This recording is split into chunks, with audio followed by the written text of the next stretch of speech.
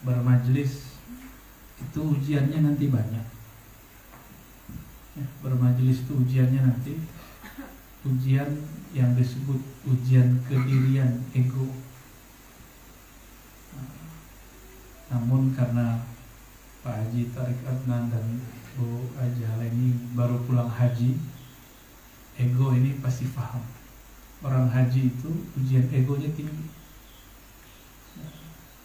Coba bayangkan sudah sampai di depan multazam, doanya masih urusan proyek dunia. Betapa egonya manusia, benar nggak? Itu tempat semua doa dikabulkan. Abu Yasin Muhammad Ali al-Maliki dan gurunya Syekh Muhammad Yasin al-Fadani itu membacakan hadis di depan muridnya waktu di multazam, bahwa semua doa mustajab di situ, dan beliau mengatakan jarabna, kami itulah melakukannya dan itu mujarab. Tapi sayang sekali betapa egonya manusia, sudah sampai di tempat suci dia bawa yang tidak suci ke tempat suci. Dunia suci enggak? Kenapa orang bawa urusan dunia ke? Banyak caleg kemarin itu yang dia doa urusan caleg. Seharusnya dia cukup berdoa, Rabbana atina fid dunya hasanah wa fil akhirati hasanah wa qina adzabannar. Tapi di Quran sudah diabadikan itu semenjak zaman Nabi Ibrahim. Wa minan nasi may yaqulu, di antara manusia itu ada yang hanya berdoa urusan dunia, Rabbana atina fid dunya hasanah wa ma lahu fil akhirati min khalaq. Dia cuma doa urusan dunia. Ya Allah, saya punya urusan ini, saya begini, saya ada hajat ini, saya mau ini. Itu yang dilapor ke multazam. Allah kasih. Dunia ini remeh bagi Allah. Saya sering sampaikan nih, saya difitnah orang tahun lalu, Pak Haji, karena saya pernah bilang kalau bersolawat jangan seperti onta. Onta itu datang kepada Nabi, urusan yang dikadukan onta setelah syahadat apa? Urusan perut. Wahai Rasulullah, saya ini lapar. Tuan saya ini suka menyuruh-nyuruh saya. Onta ini bisa ngomong dengan Rasulullah SAW. Betapa ruginya onta, dia mengadu kepada Rasulullah yang diadukan urusan perut, urusan duniawi. Dan maka kami sering memberikan pertanyaan kepada kawan-kawan, lebih mulia satu sholawat atau satu mobil? Yang benar yang mana nih? Satu sholawat. Lalu pantaskah sholawat kita untuk beli mobil? Mau mobil terus baca sholawat, pantas gak? Selevel ya? Banyak orang mau terus dia sholawat, dia mengira sholawat ini untuk beli dunia. Boleh tahu, saya berharap juga menyebut akhirat. Maka Rabbana atina fid dunya hasanah itu di Quran itu disebutkan full. Di antara manusia ada yang berdoa Rabbana atina fid dunya hasanah wa fil akhirati hasanah. Itu yang benar, dunia dia doakan, akhirat dia juga minta. Tapi kebanyakan lupa, kalau sudah minta dunia mesti lupa. Nah, itu cara Allah untuk menguji ego seseorang yang datang ke tempat suci, apakah dia masih membawa hal-hal yang tidak suci. Semoga nanti yang mau umroh, mau haji, ingat-ingat ini ya, kalau depan multazam jangan doa duniawi saja, tapi doalah urusan ukhrawi. Dunia kita semua udah tahu, dari kecil guru-guru kita mengatakan rezeki sudah dijamin, benar nggak? Tapi kenapa pikiran ini galau? Kalau kata orang Jawa tabligh, risau. Kok galau pikiran masalah rezeki? Karena kita kurang yakin dengan Allah yang Maha memberi rezeki. Coba tanya Pak Haji Tarik Adnan. Dulu rezeki sedikit, pengen nambah dikit. Pas dikasih banyak, rasanya masih sedikit. Ini sudah punya rumah begini, rasanya belum cukup, Pak Haji, coba aja. Maka Nabi SAW mengatakan, qalbu syekh, qalbu orang yang sudah berumur. Saya ini belum tua-tua amat, tapi sudah mulai juga tua. Uban saya sudah mulai banyak. Ya. Baru saya paham, baru pahamnya belakangan ini. Orang yang sudah berumur, dewasa, tua, sepuh, sama dengan Eyang nih, urusan yang satu ini hati kita mudah semua. Amin. Apa itu? Roh amin. Urusan cinta dunia dan angan-angan hati kita sama. Hati kita sama. Dunia, hubud dunia, watulil amal, dan panjang itu sama semua. Jadi walaupun umur saya lebih kecil daripada Pak Haji, tapi urusan masalah dunia, godaannya kita sama. Jadi walaupun kata orang saya ustaz, sama. Bedanya guru saya ajarkan cara menghadapi cinta dunia, itu aja bedanya. Ya. Dunia itu ada materi, duit, rumah, mobil, tanah, tempat usaha. Yang kedua ada yang imateri, kekuasaan, apalagi cinta, popularitas. Kenapa orang seperti Haritano, siapa nih yang punya Nasdem nih, siapa? Surya Paloh, Rizal Bakri, itu udah kaya tapi masih ingin masuk ke dunia politik karena kekuasaan itu sesuatu yang menarik. Dia bagian dari dunia tapi bukan materi, urusannya imateri. Imateri itu bukan fisik. Bisa berkuasa itu kan bukan fisik. Nah, sama pergi haji umroh, pergi majelis. Nah, coba nanti lihat teman-teman Pak Haji, Bu Haji waktu haji kemarin belum selesai tawaf sudah selfie duluan. Ingin ngasih kabar, aku loh udah sampai di Mekah, supaya orang di kampung tahu aku nih sudah haji, aku nih sedang haji. Gitu gak? Banyak ya. Ya, buat status di WA lagi mendengarkan azan di Masjidil Haram. Kayaknya keren banget ya. Ini soleh bener. Tapi dia lupa di saat itu ada yang namanya ujub. Ujub itu pamer amal. Pamer amal ini kata Nabi, ya, man, ya, siapa yang menunjukkan amalnya, maka Allah akan tunjukkan aibnya. Jadi jangan pamer amal soleh. Kalau kemarin terjadi, istighfarkan supaya haji kita naik ke atasnya. Ini kan hajinya ada yang belum diterima nih. Allah tunggu beberapa bulan, orangnya berubah. Karena imam-imam kita mengatakan ciri-ciri haji mabrur, setelah pulang dia berubah. Allah lihat perubahannya. Ada yang berubahnya saat haji, ada yang berubahnya saat di Madinah, ada yang berubahnya saat pulang. Jadi Allah lagi tunggu kita ini berubah atau tidak. Nah, itu disebut mabrur. Mabrur itu yang dianggap baik di sisi Allah Subhanahu wa ta'ala. Dan di Quran disebut laisal birra an tuwallu wujuhakum qibalal masyriqi wal maghrib. Yang baik, termasuk haji yang baik, bukan mengarah ke timur, bukan menghadap ke barat, bukan posting sana posting sini, ya, bukan kemudian cerita kepada orang, enggak. Tapi itu ada di sini, nah, di dalam batin kita sendiri. Nah, itu yang iman segala macam itu masuk di dalam. Nah, oleh karena itu Bapak Ibu, walaupun pertemuan kita singkat, saya hanya berpesan untuk diri saya sendiri dan kita semua untuk merawat yang di dalam ini. Ya, nanti kalau ada masalah, ketemu kajian-kajian macam-macam, cukup tanya hati. Ya, ini kan masa sudah pendek, Bapak Ibu. Sudah banyak kajian-kajian akhir zaman, benar nggak? Orang sudah banyak hari ini ngaku Imam Mahdi, ngaku tentara Mahdi, sudah mulai latihan panahan, benar nggak? Lalu nanti kalau ditanya siapakah Imam Mahdi, siapakah Dajjal, kira-kira cara jawabnya gimana?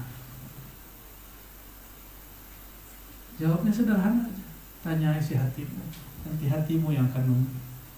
Tapi kalau belum berlatih hati dari sekarang, hatinya nggak dilatih, nanti jawabannya nggak benar.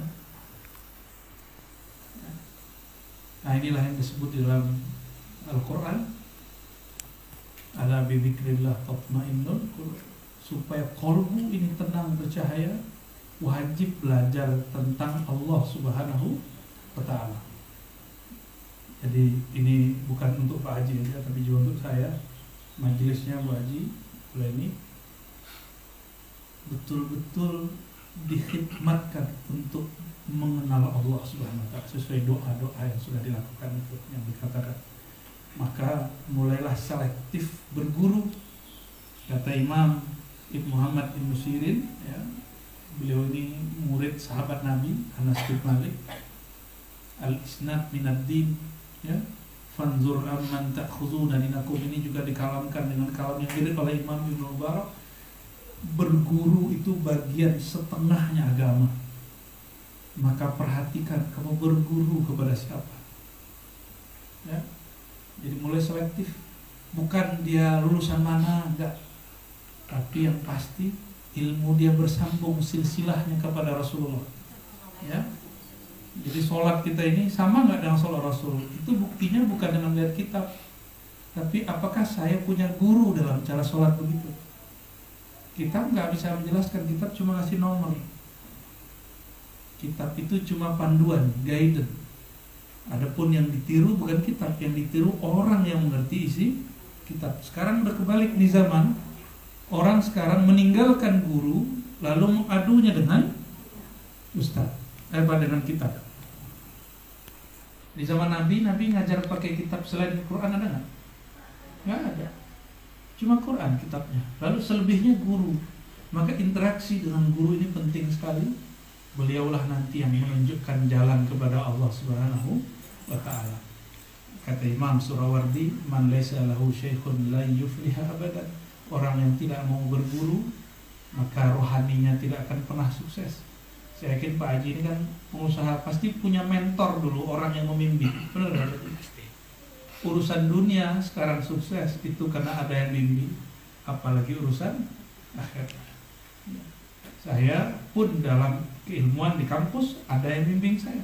Kami dulu S1 ada yang bimbing, sama kan? Ada yang bimbing kan? Skripsi ada yang bimbing. Dikata-katain nggak waktu dibimbing? S2 ada yang bimbing, dikata-katain nggak Pak? Udahlah kita bayar, kita nulis-nulis sendiri, habis itu kita dikata-katain. Ini dunia ini kan main-main, membayar untuk dikata-katain. Benar kan? Kuliah, anak-anak kuliah begitu kan? Tapi begitulah orang mau untuk berkorban untuk urusan dunia. Kenapa dia nggak mau urusan batin dia nggak mau begitu, nggak mau Allah. Kalau mau ustaz hitung-hitungan, ya, sama guru hitung-hitungan. Akhirnya ustaz hitung-hitungan juga, ya, ngasih ilmunya dikit-dikit aja. Tapi Rasulullah nggak begitu. Rasulullah ketika murid-muridnya hitung-hitungan, beliau ngasihnya banyak-banyak sampai muridnya itu lupa bahwa dirinya tadinya itu. Maka sahabat-sahabat Nabi seperti Abu Bakar, Umar, nggak ada yang sanggup kita kayak itu. Abu Bakar bawa semua asetnya untuk berjuang Nabi. Bapak Ibu ada yang sanggup, ya, nggak ada yang sanggup. Ya, tadi Pak Haji cerita pernah buat pesantren, ya, pusing-pusing sendiri kan, ya, pusing sendiri pasti. Oleh karenanya Bapak Ibu yang makan Allah, di Quran itu banyak sekali ayat tentang qalbu, tentang hati, lebih sering daripada haji dan umroh. Haji umroh itu nggak banyak, umroh cuma 2 kali seingat saya, haji ada beberapa kali lah disebut di Quran. Sholat 55 lebih kurang. Zakat yang digabungkan dengan sholat cuma 26 ayat. Tapi qalbu Allah sebut lebih dari 100 kali. Apa maknanya? Kalau ada orang sholat nggak pakai qalbu, Allah nggak terima. Ada orang zakat nggak pakai qalbu, nggak terima. Ini kita nyaman kali Bunda di sini karena Pak Haji Bu Haji ini pakai hati nyambut. Alhamdulillah. Alhamdulillah. Tapi walaupun nyaman, kami nggak boleh lama-lama Pak Haji. Kami sudah nyebrang nih 2 pulau berapa nih? Tadi pulau apa yang pertama? Yang bertanya tempat kakek Pak Haji? Tulok. Ya, itu benar, itu kuburan dulu di sini. Memang kuburan. Ya. wajar kalau kemudian Habib Lutfi kemudian mempopulerkan bahwa di situ ada kuburan anaknya Maulana Ishaq, benar ya? Ya. Itu kan baru belakangan dipopulerkan. Berarti memang dari dulu tuh kuburan ya? Cuma hati-hati juga, ada mafia kuburan Pak. Hati juga. Ya mafia itu gak hanya dalam urusan bisnis. Ya, urusan dakwah itu mafianya gila. Habib datang, itu banyak mafia masuk. Untungnya ada murid-muridnya yang setia. Kalau enggak di monetize itu Habib itu datang itu. Monetize itu enggak hanya di YouTube.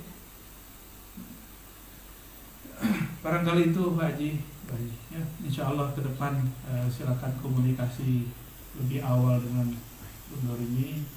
Insya Allah saya berkunjung ke majelisnya. Ya, wah Ibu baru datang ya. Saya buat kesimpulan aja ya, biar dapat berkahnya ya. Kesimpulannya sederhana. Majelisnya udah ada namanya? Majelis Raudatus Salam. Bagus. Raudatus Salam. Salam itu nama surga. Raudatus Salam, Raudah, taman surga kedamaian.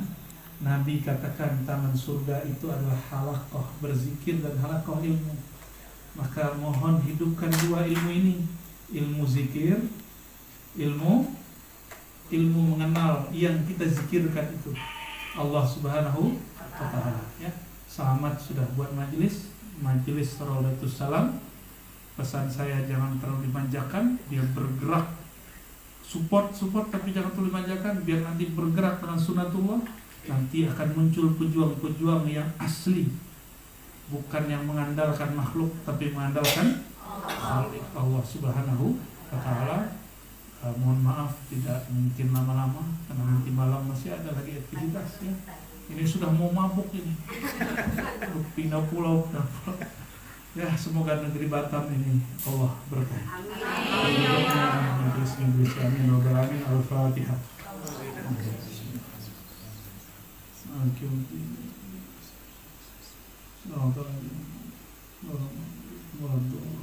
Rabbana atina fid dunya hasanah wa fil akhirati hasanah wa qina adzabannar ya Allah. Kami memohon kebaikan untuk dunia kami. Puncak kebaikan dunia kami adalah mengenal Engkau ya Allah. Maka bimbinglah kami mengenal Engkau di dunia ini ya Allah. Bimbinglah kami mengenal orang yang mengenal Engkau ya Allah. Bimbinglah kami bersama dengan orang yang bersamai Engkau ya Allah. Wa fil akhirati hasanah wa qina adzabannar. Dan bimbinglah kami ya Allah supaya kami selamat di akhirat. Dan jika kami nanti wafat ya Allah, maka wafatkan kami dalam husnul khatimah. Jika kami nanti masuk alam kubur ya Allah, bimbinglah kami menjawab pertanyaan mungkar dan nakir. Jika kami nanti dibangkitkan ya Allah, maka izinkan nama kami disebut dipanggil oleh baginda Nabi Muhammad SAW. Allahumma salli wa sallim wa barik ala sayyidina Muhammad wa ala ali sayyidina Muhammad. Istajib da'awatina bihaqqi habibika rasulika sayyidina Ahmad sayyidina Muhammad wa bihaqqi alihi wa bihaqqi dzurriyyatihi wal mahdi khalifatihi walhamdulillahi rabbil alamin. Subhanakallahumma wa bihamdika asyhadu an la ilaha illa anta astaghfiruka wa atubu ilaik. Mohon pamit, mohon izin. Assalamualaikum warahmatullahi wabarakatuh.